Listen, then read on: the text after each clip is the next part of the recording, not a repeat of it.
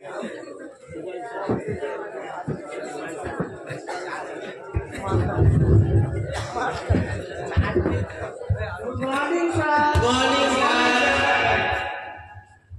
আছো বাবা? আছো?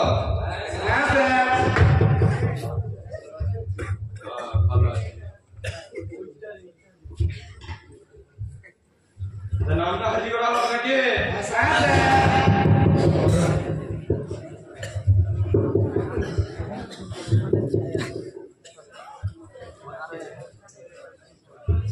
Number 1। Yes, sir. 2, Yes, sir. 3, Yes sir.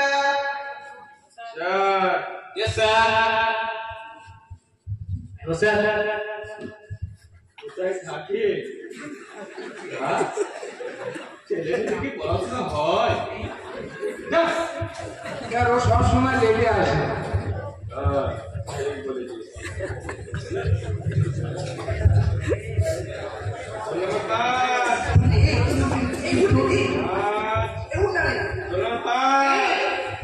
Yes, sir. Yes, sir. বলতি সারা জীবন কি সামনে উঠে বসে ঘুমাবি তুই? লজ্জা সরে মাথা খেয়েছিস? একদিন হয় প্রত্যেক দিন। Sir. আরো প্রত্যেকদিন ঘুমায়। এবার থেকে পিছনে বেঞ্চে বসবি না তুই? তুই পিছনে বসবি, আমি সামনে বসবো। হ্যাঁ, ওই ঢোলটাকে সামনে দিবি।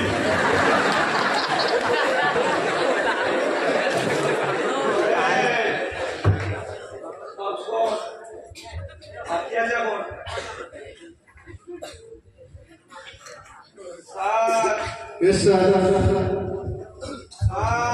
Yes, sir. 8, Yes, sir. 9, Yes sir.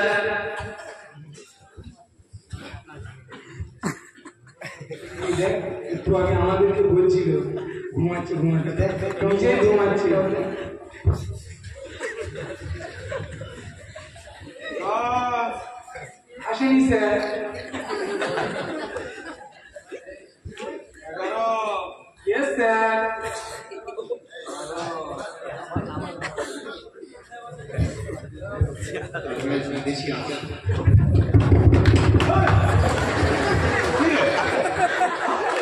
Sir আমি না স্যার। প্রতীক স্যার। তুই আছিস? না স্যার পড়ি স্যার। সারা জীবন ঘুমায়, ও কি করবে? না স্যার পড়ি। আমি তো তোকে ভালো চোখে দেখি। ওকে দেখে মনে হয় আমাদের সুখী। এরকম অভদ্রতা করছিস? স্যার দেখতেই পাচ্ছি বড় হয়ে গেছে, মোটা হয়ে গেছে। কিরকম তোর শরীর, কত সংসারে চাপে। ওই করিস না বাবা। যাই হোক, তোদের সাধারণ জ্ঞান থেকে কটা প্রশ্ন করি, বুঝলি? হ্যাঁ স্যার। সবাই রেডি আছিস তো? ট্রেন তো নয়, ট্রেন পানি ঢাললেই চলে যায়। যাই হোক রে, প্রশ্ন করি নাকি? হ্যাঁ স্যার। হ্যাঁ স্যার। ঠিক আছে, বলছি শোন প্রশ্নটা ভালো করে। একটা চোখে যদি 1 কিলোমিটার দেখতে পাওয়া যায়, দুটো চোখে কত কিলোমিটার দেখতে পাওয়া যায় বল?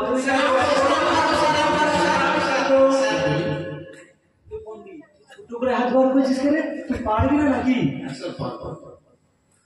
স্যার আমি বলবো স্যার। কথা তুই বল, ঘুমিয়ে তো সারা জীবন ঘুমিয়ে কাটে, তুই বল দেখে আছে। Sir is a common answer sir, common answer. আমার আছে মানে আরে বেটি it is a common answer. কি? Common answer sir. আরে গর্ধ বোকা, এ বাসের ছেলে বলে দে রে। বল কমন অ্যান্সার কমন। হ্যাঁ sir common answer sir, common common. English বলতে পারিস না, বলিস কেন? স্যার একটা চোখে যদি 1 কিলোমিটার দেখা যায়, তো দুটো চোখে ক কিলোমিটার দেখা যায় জানেন স্যার? বল বল। স্যার এইদিকে 1 আর এইদিকে 1, স্যার 1 আর 1 সমান 2। স্যার আমার এই একটা চোখে 1 কিলোমিটার আর এই kilometre sir. 1 kilometre sir 2 kilometre sir. দুটো চোখের দ্বারা 2 কিলোমিটার দেখালো স্যার, 2 কিলোমিটার। স্যার কিন্তু উত্তর একদম ভুল দিয়েছে স্যার। ভুল দিয়েছে তো, তুই সঠিকটাই বল দেখি। স্যার ও সারাদিন ঘুমায়, ঘুমিয়ে ঘুমিয়ে চোখগুলো খেয়ে ফেলেছে।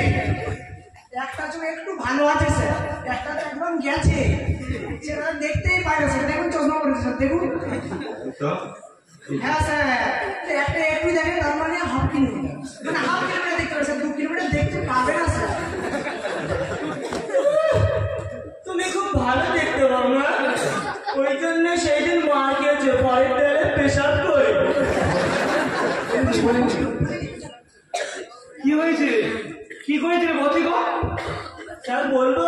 হ্যাঁ বল বল, কি করেছে? স্যার সেই দিন ও পরের তেলে পেশাব করে মার খেয়েছে স্যার। কি রে, তুই মার খেয়েছিস? কি হয়েছে? হ্যাঁ বল, কি হয়েছে?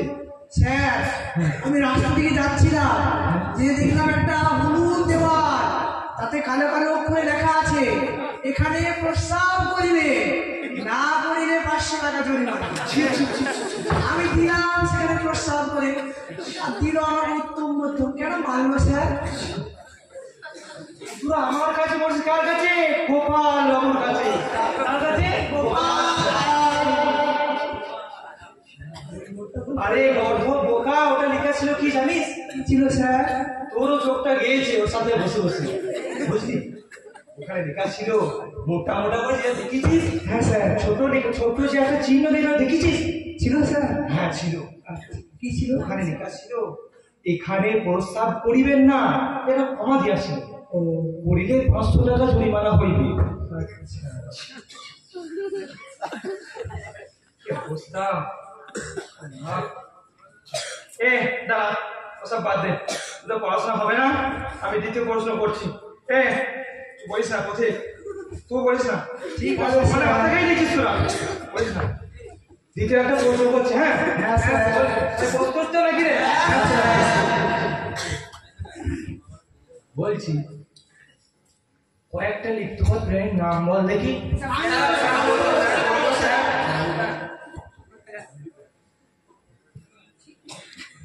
তুই বলবি নাকি?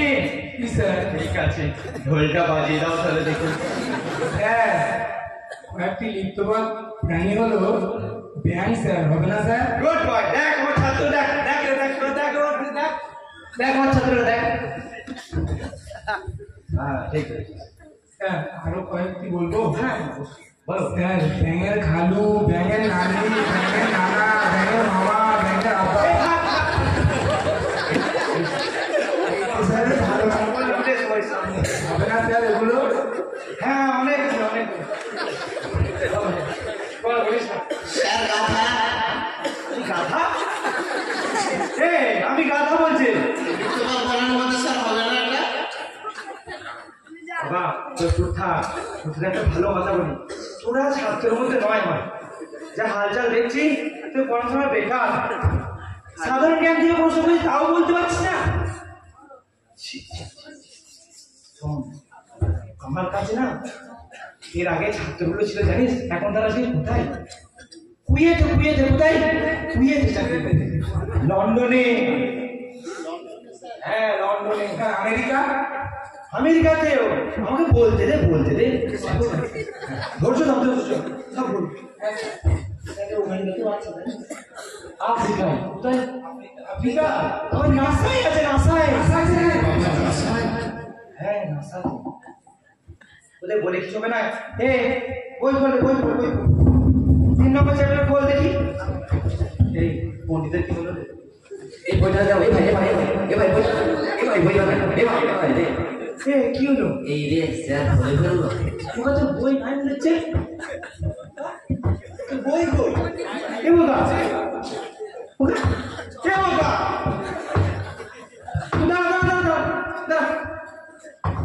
তোর বই কই? স্যার বলবো? হ্যাঁ বল।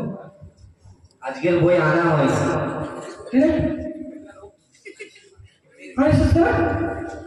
স্যার আজকের মা আর আব্বা বাড়িতে ঝগড়া করেছিল, তাই আব্বা বাজারে চলে গিয়েছে, টাকা দিয়ে যায়নি।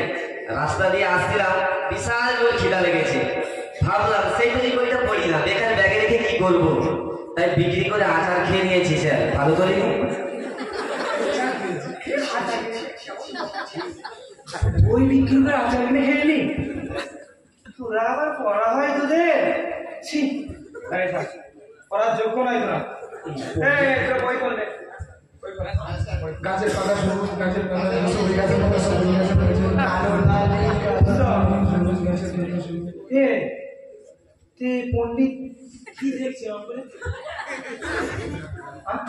দেখ দেখ দেখ দেখ পণ্ডিত কি দেখছে? দেখ দেখ দেখ পণ্ডিত মশাই তো এ বসেই চিন্তা করে। পণ্ডিত কিছু বলছে কি দেখছিল? এরকম করে কি আছে ওদিকে? স্যার আপনি বললেন আপনার একজন ছাত্র নার্সারি আছে, আমি তো টেনশনে পড়ে গেছি। কেন? তাই আমিও ভাবছি আমি আপনার কিছু করে দেখাবো আপনাকে। কি করবি তুই? ওই পাহাড়া দেখছেন স্যার? দেখুন দেখুন পিছে তো দেখো। দেখতে পাচ্ছি দেখতে পাচ্ছি। স্যার একটা পাখা খুলবো, তারপর একটা অটো ইঞ্জিন লাগাবো। তো অটোজিন লাগাবি? হ্যাঁ স্যার। তারপর 1.5 লিটার তেল করে 500 গিয়ার দিয়ে সোজা চাঁদে স্যার সেখান থেকে চাকরি করবো। এখানে বুঝতেই তো পারছেন স্যার, পশ্চিমবাংলায় পড়াশোনা যে হার, এখানে থাকলে চাকরি হবে না আমার কোনো কাল। বড় হুনু, জীবনে বই খোলে না, সে নাকি চাঁদে যাবে। হ্যাঁ বই বিক্রি করে আচার খায় আবার বড় বড় কথা। চোখ চোখ চোখ সব বাদে, পড়াশোনা তো দিয়েছে, পড়াশোনা হবে না। দুটো উপদেশগুলো কথা বলি, ভালো করে শুনবি তো? এ পথিক রে, এ পথিক, স্যার হ্যাঁ স্যার। তুই তো চাঙ্গা হয়ে বস। তোর মনটা কেন চাঙ্গা নেই জানি না, তোর মনটাকে একটু চাঙ্গা কর। তোর মন যদি হয় চাঙ্গা, নর্দমার জল হবে গঙ্গা। কি বললে? তোর মন যদি হয় চাঙ্গা, নর্দমার জল হবে গঙ্গা। মন যদি হয় চাঙ্গা, নর্দমার জল হবে রঙ্গা। গঙ্গা গঙ্গা। মন যদি হয় চাঙ্গা, মন যদি হয় চাঙ্গা, নর্দমার জল হবে গঙ্গা। কি হবে? গঙ্গা। চাঙ্গা একটু শোন, শোন, ঠিক আছে? হ্যাঁ স্যার। দেখ বাবা, তোদের কি তোর বাবা মা মাথার ঘাম পায়ে ফেলে, মাথার ঘাম পায়ে ফেলে অল্প পরিমাণে রোজগার করছে। স্যার স্যার জোরে লেগেছে স্যার। এখানেই করে দিবি নাকি রে? বেশিক্ষণ টাইম নাই। দড়ি মুড়ি আছে কি? বসে যা, বুঝতে পেরেছিস তো? একটু বস। তোরা তো উপদেশ করতেও দিবি না, যা করতেও দিবি না, উপদেশও করতে দিবি। কি করতে এসেছিস কি জানি। যাই হোক, কি বলছিলাম বলতে কিনি? বলছিলাম যে তোর বাবা মা কত কষ্ট করে স্কুলে পাঠিয়েছে, মাথার ঘাম পায়ে ফেলে অল্প পরিমাণে রোজগার করে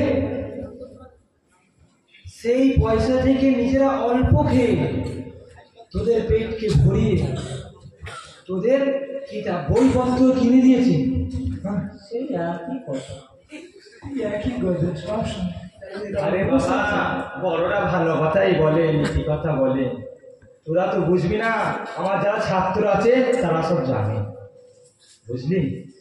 জানি বলে চোখে শোন শোন শোন, একই কথা নাই, কাজে লাগবে। যখন বড় হবি তখন বুঝবি, বলবি হ্যাঁ গোপালবাবু একখানা কথা বলেছিল, বুঝলি? যাই হোক, তোদের মা বাবারা কত কষ্ট করে পড়াচ্ছে, হ্যাঁ, তাহলে তোরা একটু পড়াশোনায় মন দে। বড়দের কথা মেনে চললে সব চলতে পারবি ঠিকঠাক, বুঝতে পেরেছিস? তোরাও বড় হতে পারবি। এই দেখ পণ্ডিত, ও না পড়ে চাঁদে যাবে, না পড়ে চাঁদে যাবে, বুঝতে পেরেছিস? তাহলে পড়লে কোথায় যাবে? বুঝতে পেরেছিস? যাই হোক, বললে সূর্য হয়ে যাবো স্যার। তোর অনেক ইচ্ছা আছে আমি জানি, তোর ইচ্ছা পূরণ হবে, হবে, সব হবে। যাই হোক, শোন কি বলছিলাম বল দেখিনি। না বেশি যেখানে সেখানে খরচা করবি না, আর বেশি বন্ধু করবি না, বুঝতে পেরেছিস? বড়দের কথা শোন, এই গোপালবাবু কমসে কম গোপালবাবুর কথাটা শোন। ওটা গোপাল বাবু। হ্যাঁ স্যার ঠিক আছে। বলছি দেখ একটা ছোট্ট কথা বলি, হিরে হিরে হিরে ছিলিস তো হিরে, ওটা হারিয়ে গেলে আবার পাওয়া যেতে পারে না, বুঝতে পেরেছিস? পাওয়া যাবে, সময় যদি হারিয়ে যায় সেটা কি পাওয়া যাবে? সে আর কত বলবো, ঘন্টার টাইমও হয়ে গেল, বুঝলি তো? তাই বলি উপদেশমূলক কথাগুলো একটু মাথায় মনে রাখিস। হ্যাঁ আর প্রতি তুই চাঙ্গালে থাকিস। হ্যাঁ স্যার। হ্যাঁ চাঙ্গা হলে কি হবে বলতে কিনি? এ বলি চাঙ্গা হলে কি হবে বলতে কিনি? চাঙ্গালে নালা পানি গঙ্গা হবে। হ্যাঁ ঠিক বলেছিস। যাই হোক ঘন্টাও মরে না। এখন যিনি প্রবেশ করছেন তিনি ইংলিশে খুব পারদর্শী, কিন্তু খুব ভুল বলার কারণে আজ ঘন্টা মারার চাকরিতে যোগ দিয়েছেন।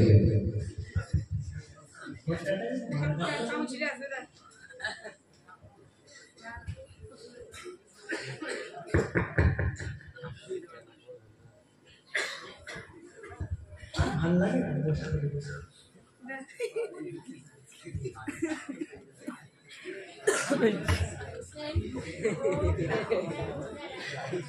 Hi guys, how are you? My name is Sai. I am very fan, sure not for mine. I mean, নিজের কথাই বলি।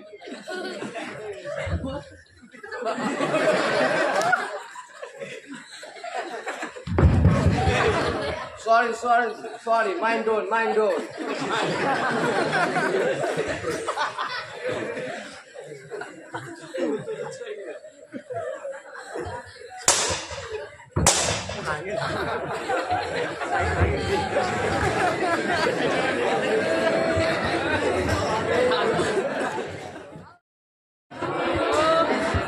Good morning, guys. Good morning, sir.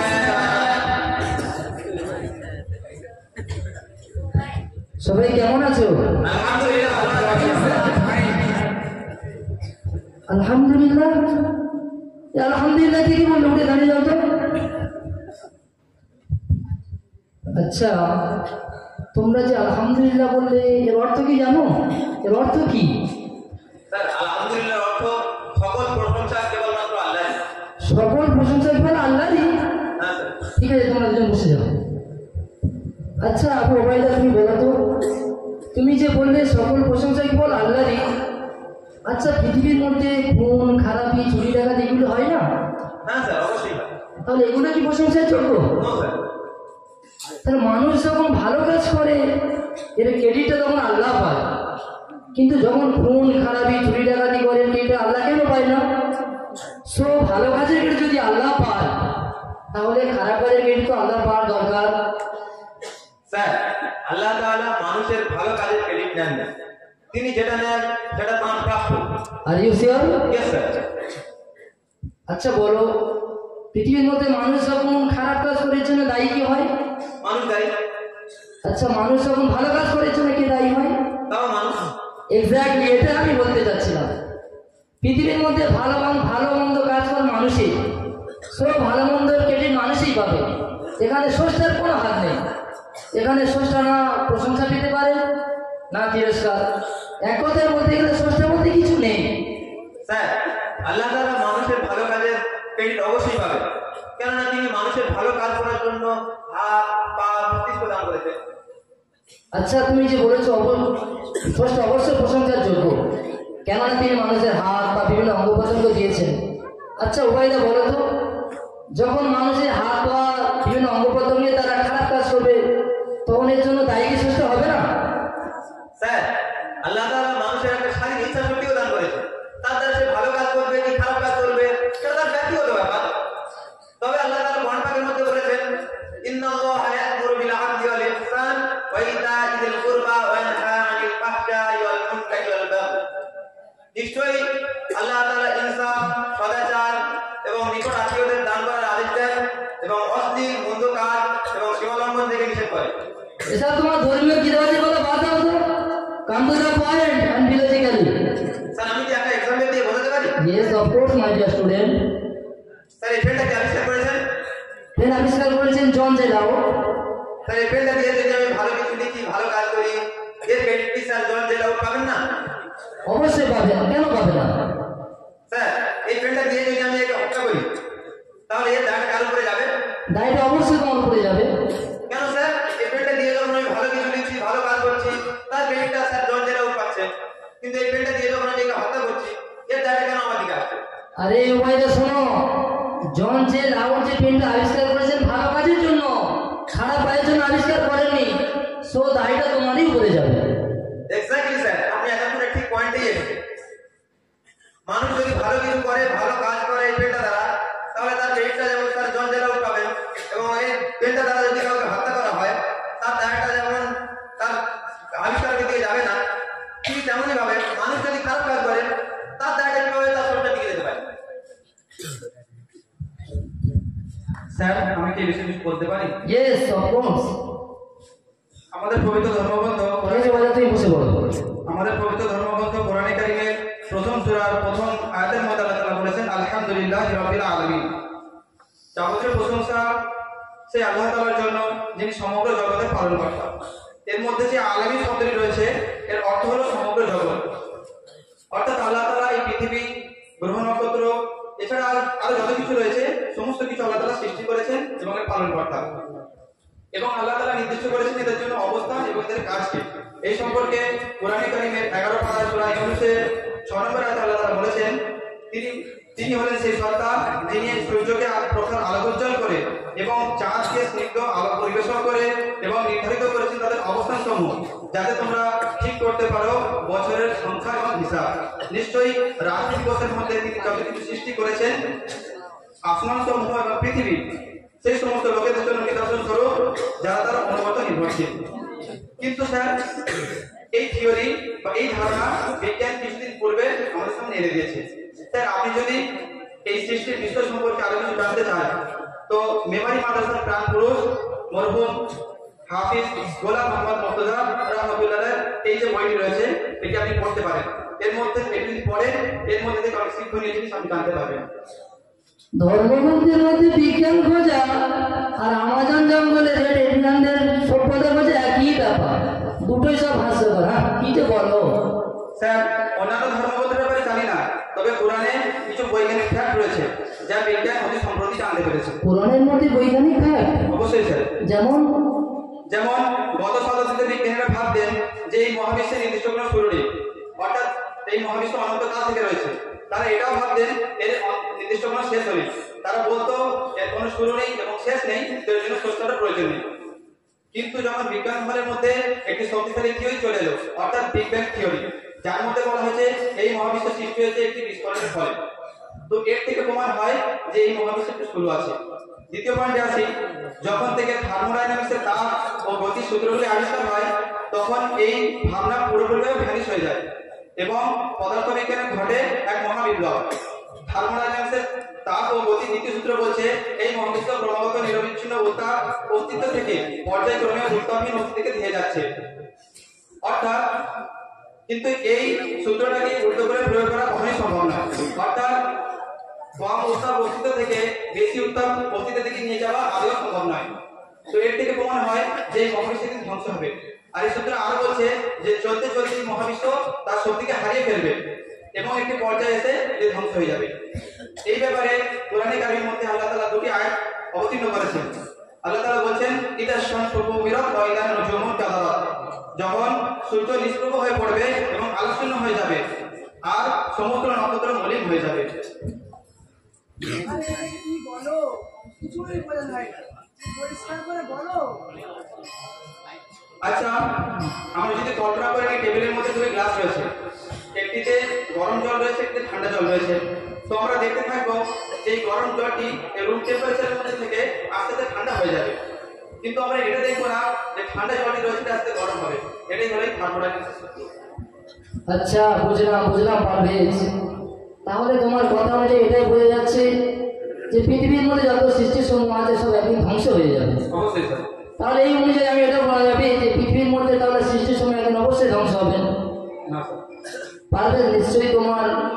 Loss of casualty সম্পর্কে ধারণা আছে। আমরা জানি লস অফ ক্যাজুয়ালিটির মধ্যে প্রতিটা জিনিসের পিছনে একটা কজ অর্থাৎ কারণ থাকবে। এই সূত্র অনুযায়ী বলা যায় যে সৃষ্টির পিছনে অবশ্যই একটা কারণ আছে। স্যার বেশি উত্তেজিত হবে না প্লিজ। লস অফ কজুয়ালিটি বলবো যে যখন টাইম, স্পেস এবং ম্যাটার এই সমস্ত জিনিসগুলো জন্ম লাভ করে। কারণ আইনস্টাইনের থিওরি অফ রিলেটিভিটি স্বীকার করে যে টাইম জিনিসটাই নিজের স্পেস এবং ম্যাটারের সাথে সংযুক্ত। আর কজের ধারণা তখনই তৈরি হবে যখন টাইম, স্পেস ম্যাটার এই ধারণাগুলি সামনে আসবে।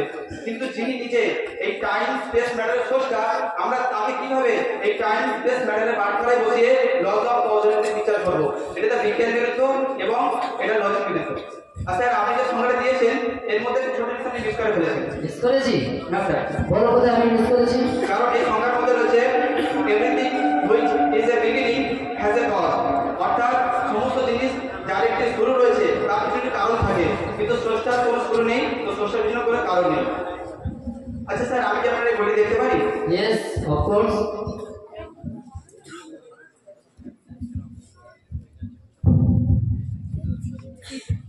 স্যার সেই বইটি লেখক কে?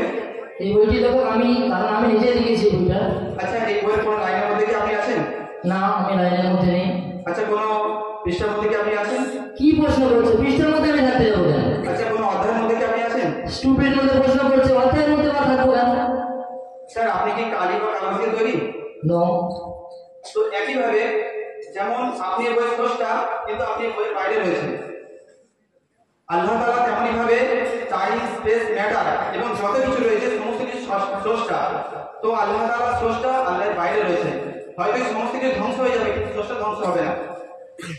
যেমন ভাবে স্রষ্টা যেমন ভাবে বইটা ধ্বংস হতে পারে, আপনি হতে পারেন না, তেমন ভাবে এই সমস্ত জগৎ ধ্বংস হতে পারে, কিন্তু স্রষ্টা কখনো ধ্বংস হবে না। অর্থাৎ স্রষ্টার কোনো শেষ নেই, তিনি অনন্তকাল থেকে রয়েছেন এবং অনন্তকাল থাকবেন। তাহলে পারভেজ, তোমার কথা এটাই জানা গেল যে পৃথিবীতে স্রষ্টা বলে একজন আছেন। অবশ্যই স্যার। তাহলে আমার প্রশ্ন এটাই জাগে, যদি পৃথিবীর মধ্যে স্রষ্টা বলে একজন থাকেন, তাহলে তাকে আমরা সচক্ষে কেন মুখ দেখতে পাচ্ছি না? স্যার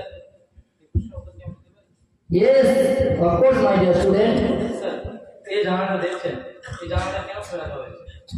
জানালাটা এই জন্য খুলে রাখা হয়েছে যে বাইরে থেকে বিশুদ্ধ এবং ঠান্ডা বাতাস ভিতরে আমার এসে আমাদের অস্বস্তিকর পরিবেশটাকে মনোরম পরিবেশে তৈরি করবে। স্যার বাতাসই যে আমাদের এই মনোরম অস্বস্তিকর পরিবেশটাকে মনোরম পরিবেশে পরিণত করছে, এটা আপনি কি করে বলছেন? স্যার আপনি তো বাতাসকে দেখতে পাচ্ছেন, তারপরও আপনার তুমি কিভাবে সম্ভব হলে এটা বিশ্বাস করেন? বাতাস চোখে দেখা যায় না ঠিকই, অনুভব তো করা যায়। তাই আমরা অনুভব করে জানতে পারি যে বাতাস সময়ের সঙ্গে সামঞ্জস্য রেখে প্রবাহিত হচ্ছে। স্যার এক্স্যাক্টলি আমি এটাই বলতে চাইছি।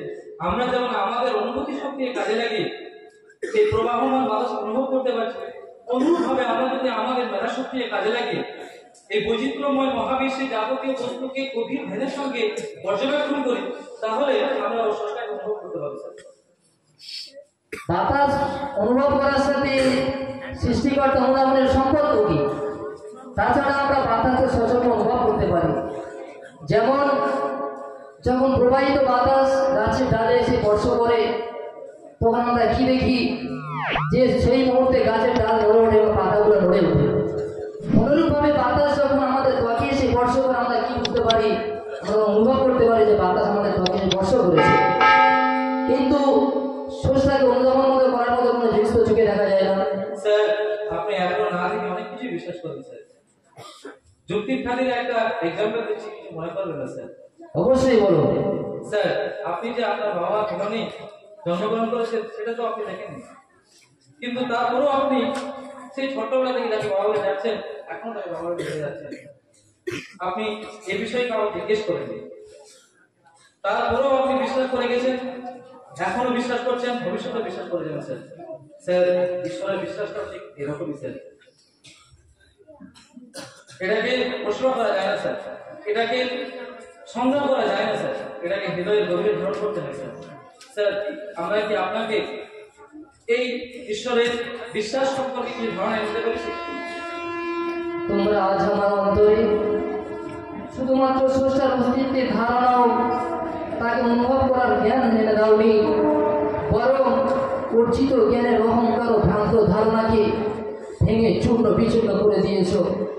সত্যি তোমাদের যুক্তির কাজে আজ আমি অসহায় এবং স্রষ্টার দ্বারস্থ। আচ্ছা মাকসুদ, বলো তো, আমার এই ভুলে ভরা জীবনের কি কোনো পার্শ্বিকের পথ নেই? অবশ্যই আছে স্যার। স্যার, একমাত্র সেই স্রষ্টার প্রতি সংশয় শূন্য বিশ্বাস স্থাপন করা, যার শেষ কৃপায় আমরা আমাদের জীবনের সমস্ত কিছু প্রয়োজনাকে মিটিয়ে চলেছি। সেই স্রষ্টা যিনি আমাদেরকে এই পৃথিবীর বুকে সঠিকভাবে বেঁচে থাকার জন্য যাবতীয় আসবাব দিয়েছেন। স্যার, আমরা আমাদের জীবনকে বাঁচিয়ে রাখার তাগিদে তারই সৃষ্টিজাত দ্রব্য বাতাস থেকে সরাসরি অক্সিজেন গ্রহণ করেছেন। তিনি হলেন আমরা। সেই আল্লাহ প্রতি বিশ্বাস স্থাপন করতে গেলে স্যার ঈমান আনতে হবে। হ্যাঁ, আমি ইমানের ছায়াতলে আসতে চাই। স্যার, ইমানের ছায়াতলে আসতে গেলে আমাকে কি করতে হবে মাকসুদ? স্যার, ঈমানে আসতে গেলে আমাদের একজন স্যার, আমি বলছিলাম কি আপনি তো ইসলাম ধর্ম গ্রহণ করতে চান, তো ইমাম সাহেবকে মসজিদের ইমাম সাহেবকে ডাকতে পারি? অবশ্যই। তো ইমাম সাহেবকে ডাকতে গেলে তো ফোন লাগবে স্যার, একটা কল করতে হবে। ফোন করবে? জি ঠিক আছে, আমার ফোনটা নিয়ে নাও।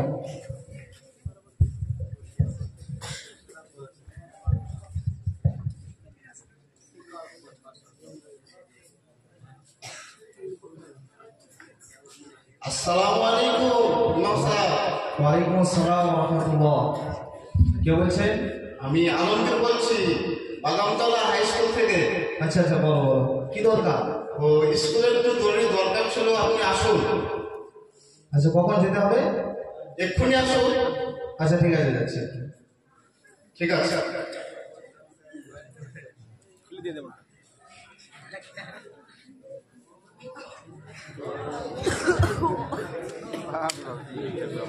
ওয়ালাইকুম। ওয়ালাইকুম আসসালাম।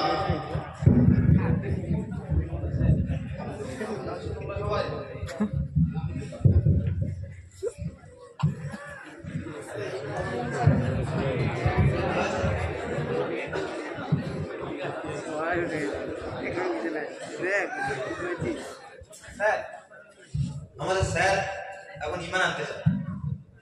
আগে ওনার ঈমান ছিল না, নাস্তিক ছিলেন, এখন উনি ঈমানের সাহেবের আসছেন। ভালো আছেন?